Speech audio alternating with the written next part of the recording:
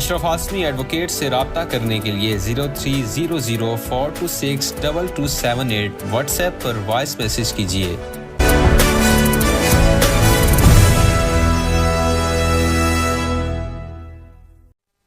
बिस्मिल्लाहिर्रहमानिर्रहीम। अस्सलाम वालेकुम नाज़रीन कराम, अशरफ आसमी एडवोकेट आपकी खिदमत में हाज़िर है। नाज़रीन, आज हम जो केस डिस्कस कर रहे हैं वो लाहौर हाई कोर्ट की अप्रूव जजमेंट है। इसको देख रहे हैं Messrs Gulistan group of company versus Waseem Javed Khand. इस केस को ऑनरेबल लाहौर हाई कोर्ट के जज जनाब शाहिद बिलाल हसन साहब ने सुना। ये लेटेस्ट जजमेंट है 2023 LHC 940। ये आपको सुप्रीम कोर्ट की वेबसाइट पर इससे मिल जाएगी। सिविल रिवीजन नंबर है 25850/2022।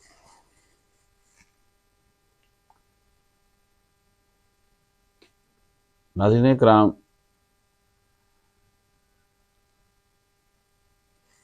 प्लेंटिफ ने एक सूट फाइल किया, दावा दायर किया रिकवरी का। रिकवरी की अमाउंट जो थी वो तकरीबन 11.25 करोड़ थी। इसके साथ उसने इंटरेस्ट भी मांगा और डैमेजेस की कॉस्ट भी मांगी, जिसको कॉन्टेस्ट किया गया। दूसरी पार्टी ने से कॉन्टेस्ट किया।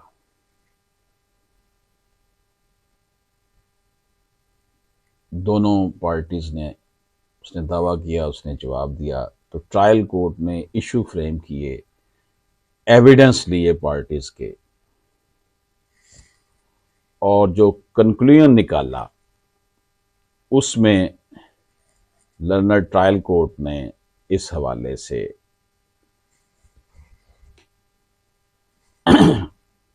उसमें उसने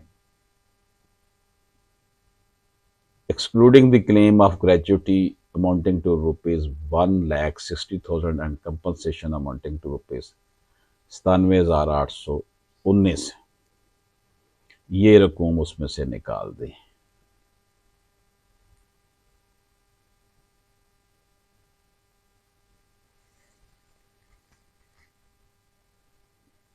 और जो दूसरी पार्टी थी वो अपील में चली गई, जिन्होंने पैसे देने थे, which was partially accepted and amounts of check worth rupees 2,94,720 was excluded। तो ये रकम 11.25 करोड़ नहीं थी। इस हिसाब से तो ये तकरीबन 11.25 लाख ही बन रही है, जो मैंने स्टार्ट में आपको बताया ना। 11.25 करोड़ नहीं, 11.25 लाख तकरीबन थी, जिसमें से द पिटिशनर बीइंग, अब जो मुखालिफ पार्टी थी जिसके ऊपर वो केस हुआ था, उसने सिविल रिवीजन दायर कर दी, और दूसरी पार्टी जो सेटिस्फाइड नहीं थी, जिसके हक में फैसला तो हुआ लेकिन थोड़ा हुआ, उसने भी आगे केस कर दिया। दोनों केस में आ गए हाई कोर्ट में।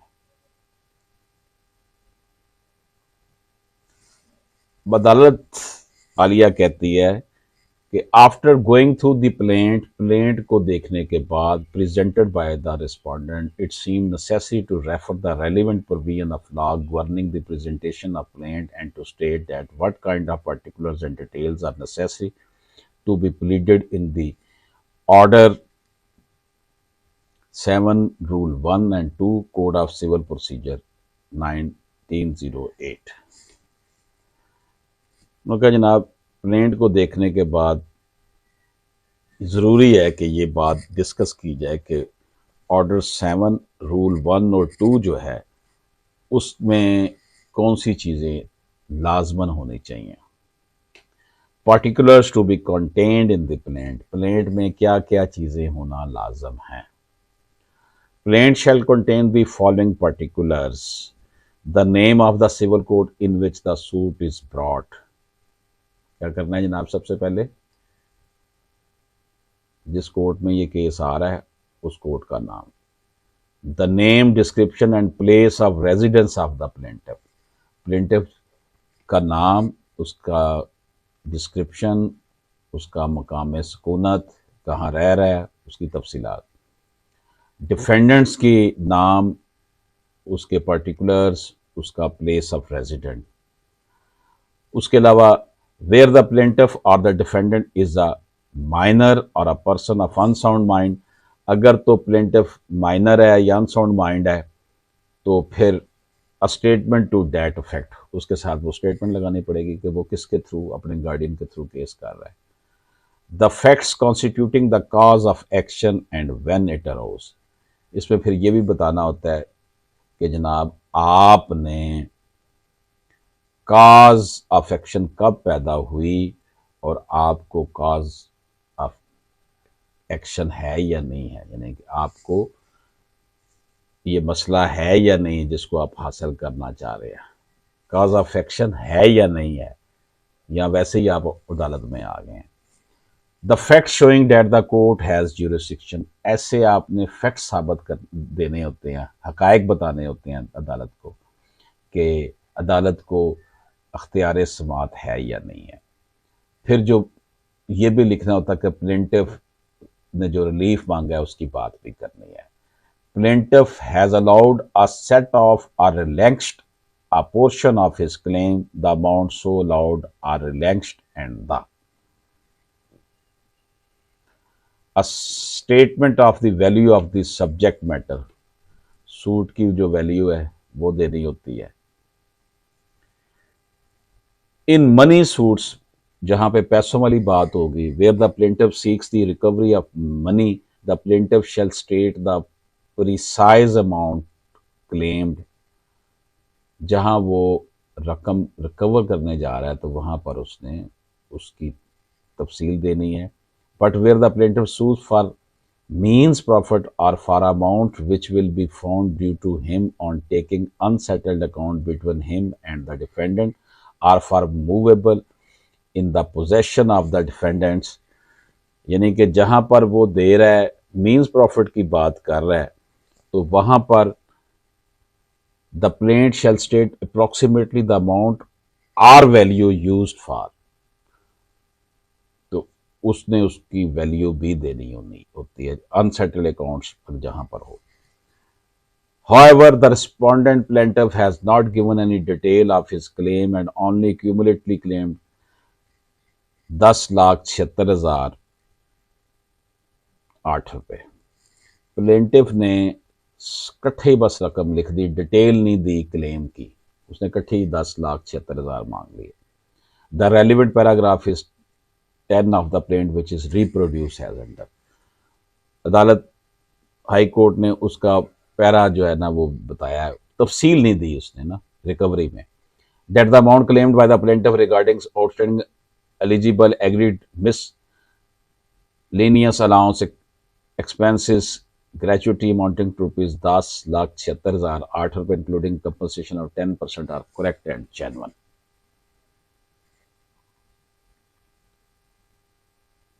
ये उसने क्लेम किया। The same must have been bifurcated and categorized as to what amount under which head is being claimed by the respondent।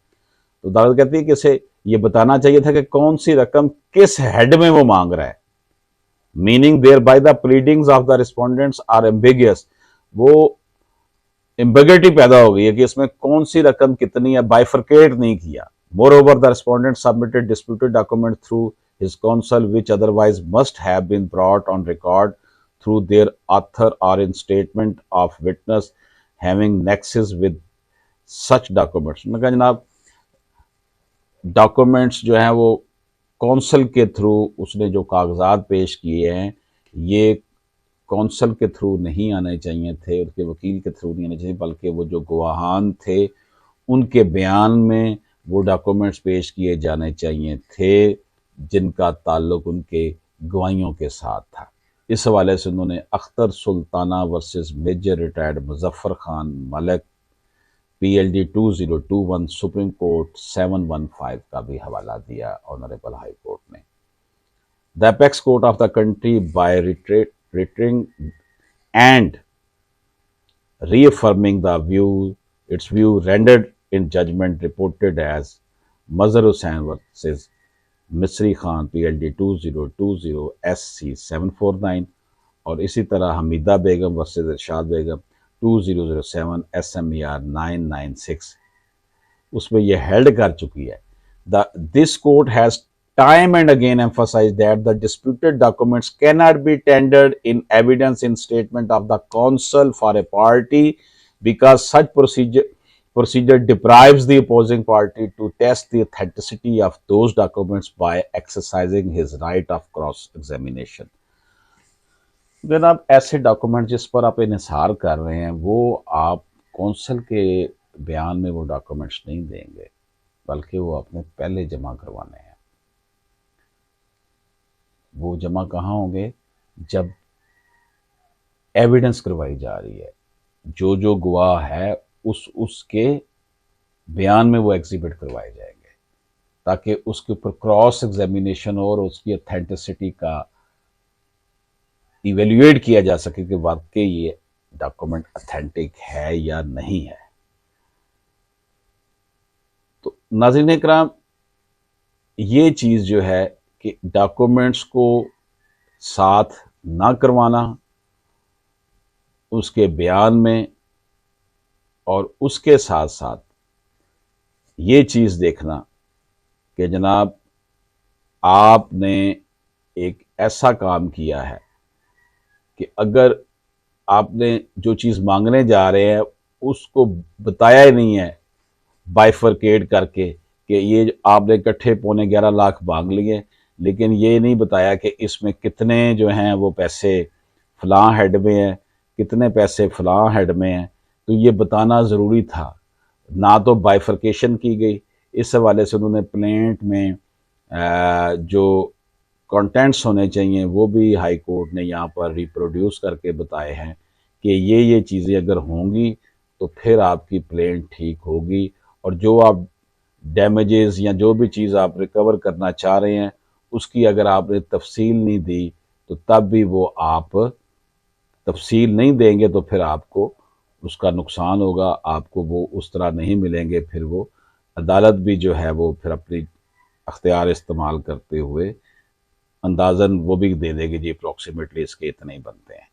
और जहाँ तक बात है कि आप जिन डॉक्यूमेंट्स पर इन्हिसार कर रहे हैं वो वकील साहब के बयान में आपने जमा नहीं करवाने, बल्कि वो जो गवाह है उनके बयानों में जमा हों जब वो एविडेंस दे रही हों, ताकि उसके ऊपर क्रॉस एग्जामिनेशन हो और वो हिस्सा बन जाएं कोर्ट उस केस का, उस मिसल का हिस्सा बने। क्योंकि जब तक वो उसके ऊपर क्रॉस एग्जामिनेशन नहीं होगी वो एविडेंस में इंटरटेन ही नहीं वो डॉक्यूमेंट होना।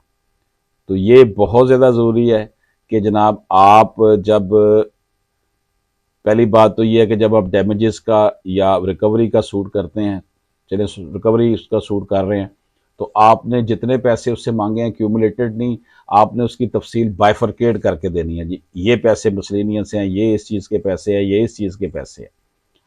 दूसरी बात यह है कि आपने साथ जो डॉक्यूमेंट्स आपने देने हैं अपने, वो कौंसल के थ्रू नहीं देने। जिस एविडेंस में जो आपने बताना है, पूछना है कि जनाब ये डॉक्यूमेंट्स फ़लाँ गवाह दे रहा है, तो उस गवाह के बयान में वो डॉक्यूमेंट्स पे क्वेश्चन किए जाएंगे। तो ये जो जजमेंट है ये हमें बताती है कि जनाब whether accumulative claim in money suit can be relied and considered while declaring the suit, the same must have been bifurcated। okay, जनाब accumulative नहीं बल्कि bifurcate and categorize as to what amount under which head is being claimed by the respondent, meaning thereby the pleadings of the respondent are ambiguous। अगर वो वाजे नहीं होंगी तो फिर same must not have been considered and relied upon the learned courts below। वो फिर उसको नहीं देखेंगे, आपने क्यूमुलेटिव नहीं बताना, बाइफरकेट करके बताना है। एक इसमें से इशू ये निकला कि whether disputed document submitted through counsel can be relied and consider.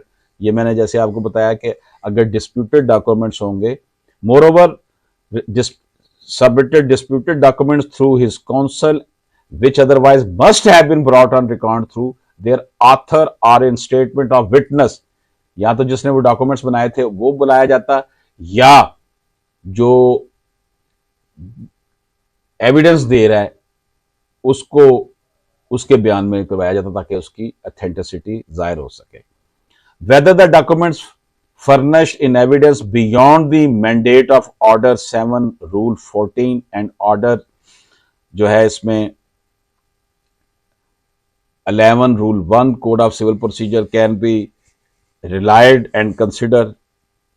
तो इसमें उन्होंने कहा जनाब the documents furnish in evidence beyond the mandate जो हैं कैन नॉट बी रिलाइड, इनके ऊपर रिलाई नहीं किया जा सकता जब तक ये इसकी इम्बेट में ना आए, जो मैंने आपको इम्बेट बताई है। तो नाज़रीन कराम, इस डिस्कशन में हमने जो देखा, पहली बात तो ये देखी कि आप जो रिकवरी क्लेम कर रहे हैं वो बाइफरकेट करके बताएं। ये ना कहें जी मेरे क्लेमेंस अलाउंस, मेरी तनख्वाहें, मेरे मसलिनियस, मेरी फ़लाँ चीज़ें सारी मिला के इतनी बनती हैं, आपने वो बस ना 11.25 बता दिया।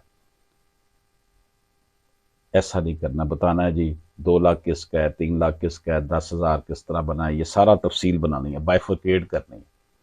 दूसरी बात फिर ये करनी है कि आपने अपने रिकवरी के दावे में जो डॉक्यूमेंट्स पेश करने हैं वो वकील साहब अपने बयान में ना दें, बल्कि क्या करना है, जब जिस बंदे ने वो डॉक्यूमेंट तैयार किया या तो उसको बुलवाएं ऑथर ऑफ डॉक्यूमेंट्स, या जो प्रेजेंट कर रहा है जिसका ताल्लुक उसके साथ है उस गवाह के बयान में उसको जमा कराएं ताकि उसके ऊपर जिरा हो सके और उसकी अथेंटिसिटी का पता करें। अगर हम वकील के बयान में डॉक्यूमेंट जमा करवा देंगे तो वो फिर अदालत इंटरटेन नहीं करेगी, उसका नुकसान उस फरीक को हो जाएगा। इस दुआ के साथ आपसे इजाज़त चाहता हूँ कि अल्लाह ताला हम सब पर अपना ख़ास करम फरमाए, हमें आसानियाँ तकसीम करने वाला बना दे। इजाज़त दीजिए, अल्लाह हाफिज़।